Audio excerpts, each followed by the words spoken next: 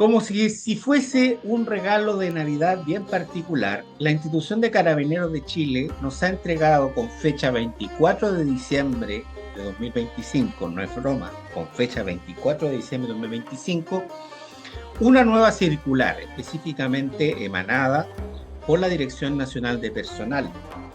Y es la circular 1905, cual establece criterios actuales para el ejercicio de la potestad disciplinaria. Pues bien, esta circular 1905 es un acto administrativo interno de carácter interpretativo, instructivo y vinculante, o sea, es obligatorio.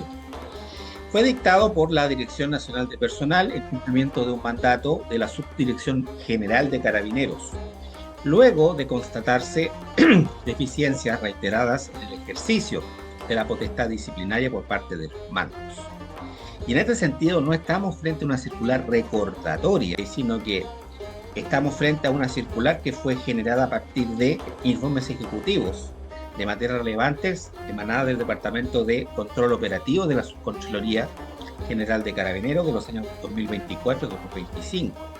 Pero también, precisamente, y muy importante, de observaciones de fondo de la Contraloría General de la República y también por la invalidación efectiva de sanciones disciplinarias ocurridas por procedimientos disciplinarios. Y estas observaciones de fondo de la Contraloría no fueron porque se le ocurrió porque sí, sino que fueron consecuencia de reclamos hechos por funcionarios que fueron sujetos de procedimientos mal tramitados, mal llevados.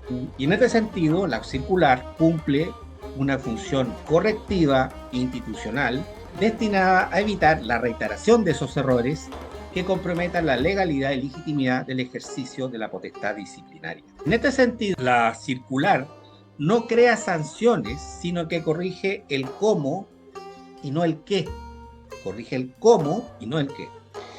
En este sentido, desde la jerarquía normativa, la circular no puede crear sanciones, nuevas sanciones, agravar las existentes, ni modificar reglamentos dictados por decreto supremo, los reglamentos 11 de disciplina y el reglamento 15 de sumarios administrativos.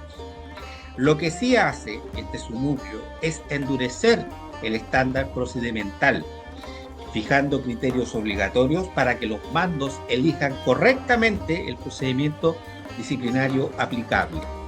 Esto es particularmente relevante en Carabineros, donde el problema histórico no ha sido la ausencia de sanciones, sino que ha sido la aplicación informal o errónea del procedimiento y el uso de investigaciones administrativas simples para resolver hechos que, por su identidad, exigían sumario administrativo. En este sentido, el artículo 12 del reglamento 11 de disciplina cobra importancia como eje sistémico de la aplicación de esta circular, porque esta circular se estructura conceptualmente sobre el artículo 12 del reglamento de disciplina, que establece una gradación procedimental basada en cómo se conoce el hecho disciplinario. Bueno, este artículo, no es nuevo, es parte del reglamento de disciplina, pero la aplicación práctica hasta esta circular siempre fue distorsionada, se distorsionó en su aplicación e interpretación. En este sentido hay que distinguir hechos constatados directamente por el mando y hechos conocidos de manera no directa, hechos percibidos, conocidos, como, para que ustedes lo entiendan, como un delito flagrante, en este caso, y el superior jerárquico del funcionario que presuntamente comete la falta, percibe que el funcionario cometió la falta, a diferencia de los otros hechos, que los cuales no consta esa percepción directa. En el caso de los hechos que se percibe directamente la presunta falta, cuando un funcionario llega tarde y el comisario se lo hace observar directamente, un incumplimiento de una orden que es presenciado por la jefatura con dificultades disciplinarias. Otro ejemplo. En este caso, el reglamento autoriza excepcionalmente, y en este sentido la circular lo aclara y lo respalda, para dar en esos casos, solamente en esos casos, pedir explicaciones verbales al funcionario que llegó atrasado. por ejemplo. La circular, sin embargo, cierra la informalidad exigiendo un registro escrito obligatorio, el uso del parte o libro de novedades y la trazabilidad completa del acto a través del mecanismo de los documentos electrónicos ordinarios. Antes bastaba llamar al funcionario. Hoy, si existe constancia escrita conforme a los modelos aprobados, la sanción queda viciada. Es decir, puedo requerir esas explicaciones verbales, pero tengo que dejar acta, constancia escrita de haber realizado esa situación, ese ejercicio de potestad disciplinaria. En cuanto a los hechos que no son constatados directamente por el superior jerárquico, que por ejemplo, que el ejemplo típico son los reclamos de terceros, los reclamos de ciudadanos contra carabineros en la oficina de reclamos y sugerencias.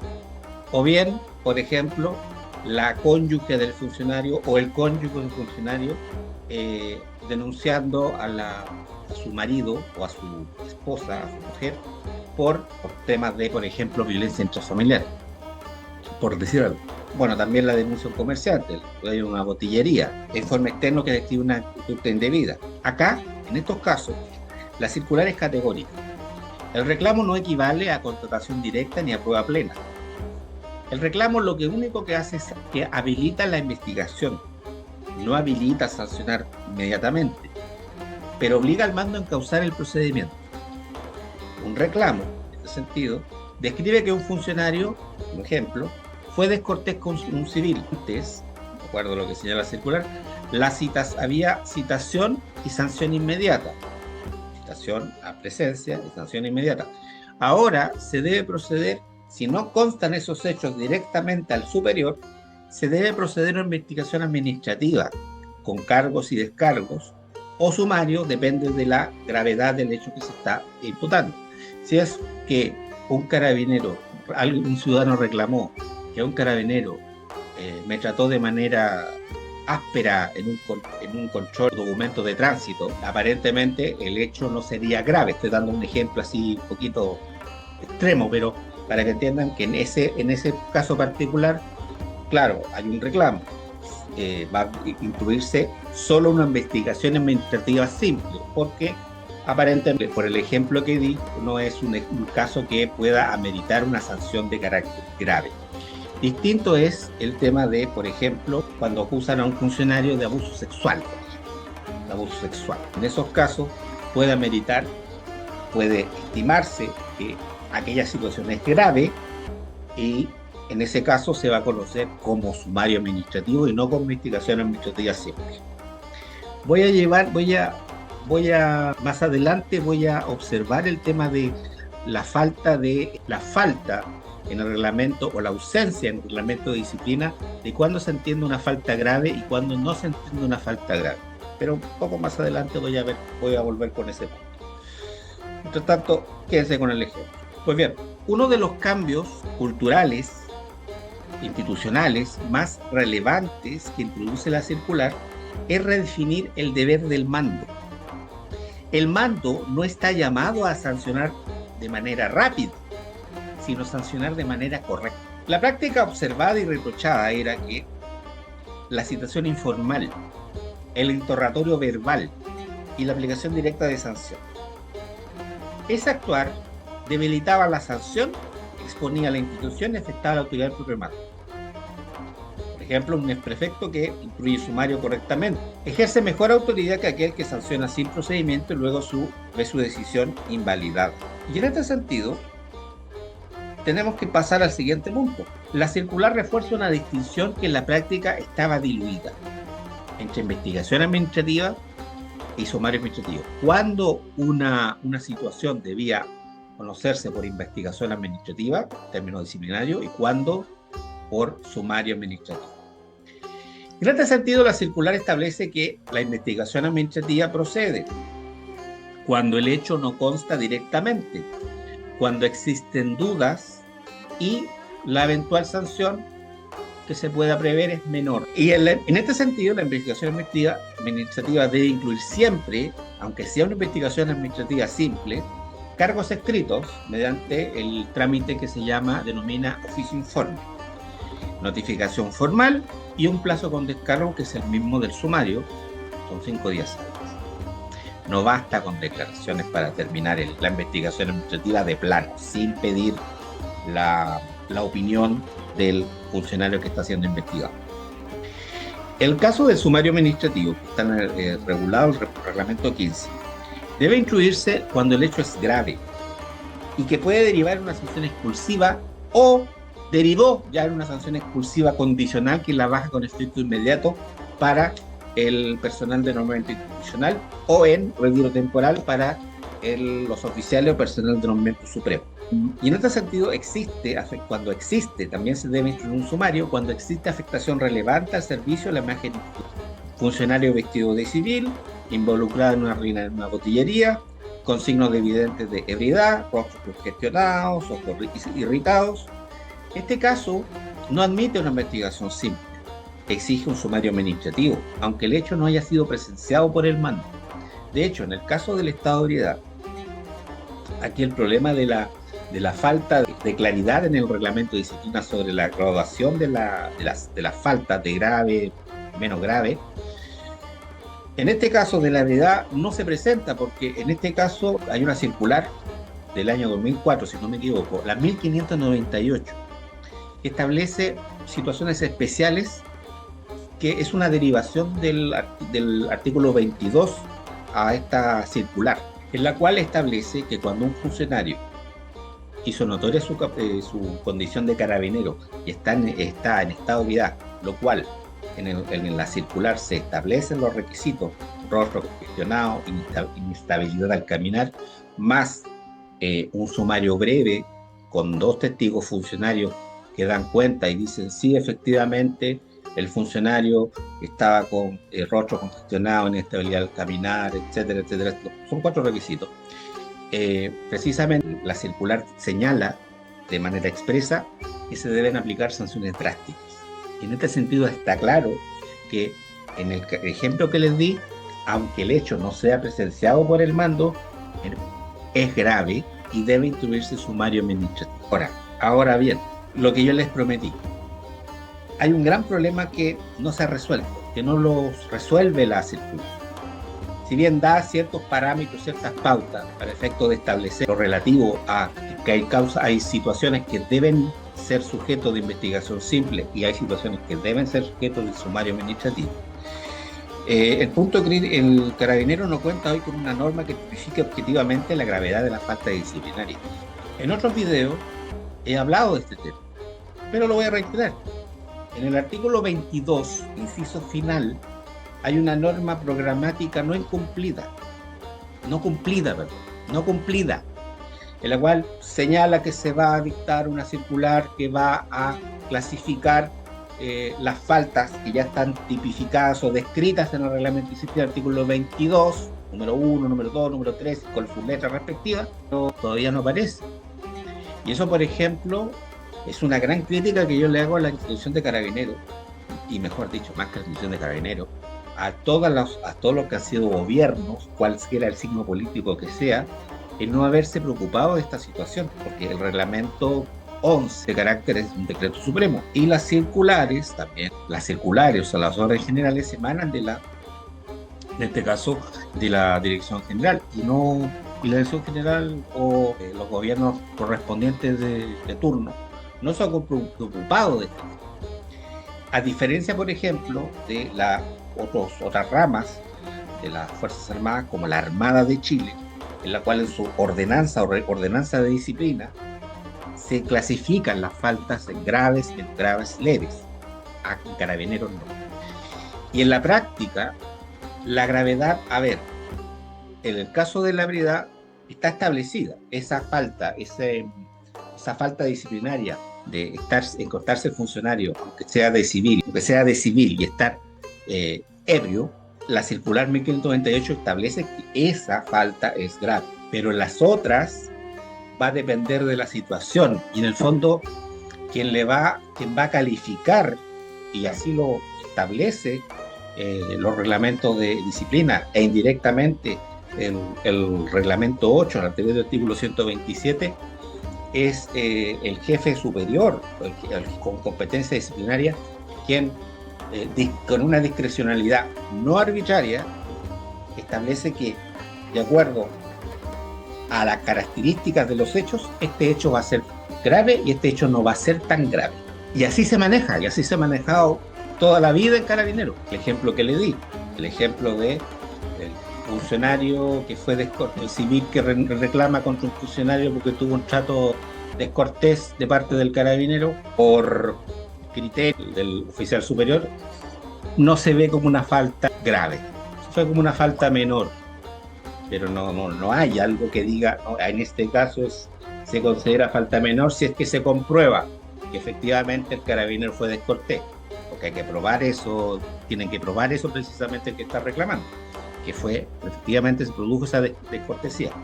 Y por otra parte, si el hecho es grave, ¿cuándo se sabe que es grave? El tema de alguien está acusando a un funcionario de haber cometido un abuso sexual, de haber violado a una persona. En esos casos, si hay alguna prueba indiciaria, por ejemplo, de declaración de víctima, declaración de la presunta víctima y un informe psicológico de verosimilitud que lo respalda, una atención de urgencia o un informe de atención de urgencia que constata lesiones efectivamente en la zona del cuerpo que fue víctima de violación. En ese caso, claro, ahí se va a producir, va a establecer por parte del mando que ese hecho es grave e incluso amerita, si el funcionario es del personal normalmente institucional, darlo de baja con efecto inmediato, según el número 4, inciso quinto del artículo 127 del reglamento de disciplina. Pero es un problema que no resuelve, como yo dije, no resuelve la circular. La gravedad, como toda la vida de Carabineros, es una situación casuística. Y en este sentido, frente a este vacío, la circular no lo resuelve, pero lo mitiga. Ante la duda, se exige optar por el procedimiento más garantista, eleva el estándar para sanciones graves y obliga a justificar la elección del procedimiento. La circular en este caso actúa como un parche procedimental frente a un vacío sustantivo. La circular también saca una confusión histórica. Citar a presencia no es sancionar, no reemplaza la defensa, no habilita castigo directo. La comparecencia, de acuerdo a la circular, es un acto preparatorio. Sirve para recabar antecedentes, pero no sustituye la investigación ni el sumario. Ejemplo, citar a un funcionario tras un reclamo hecho por un ciudadano servirá para informarle y advertirle, pero no para imponer una sanción. Por otra parte, la circular elimina definitivamente las defensas verbales, los recursos verbales y las audiencias entendidas como derechos subjetivos.